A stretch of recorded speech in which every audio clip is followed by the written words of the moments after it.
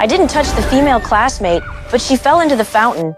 Just as I was confused, the pen on me started trembling. I turned around and saw that my teacher had suddenly turned into a winged monster. Strangely, the other students around showed no reaction to this. At that moment, the monster rose into the air and flew towards me.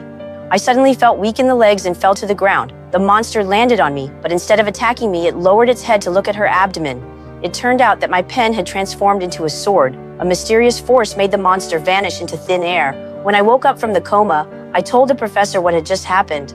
But he told me that there had never been a teacher here. Because of the incident where the classmate was pushed, I was questioned by the school board. I didn't touch Nancy. My good friend Grover framed me. Percy had told me earlier in the day that he wanted to get back at Nancy for all she'd done to us. Grover? Due to the serious impact of this incident, I was expelled from the school. I went home feeling depressed. My mother told me the truth. I was a child born to her and a god. Half-bloods are not safe in the human world, as they attract demons. My mother's words made me suddenly realize, no wonder I had been able to see monsters that others couldn't since I was a child. At that moment, Grover suddenly visited and warned us that danger was coming. I noticed that his feet had actually turned into goat's hooves. The situation was urgent, so my mother drove us to escape.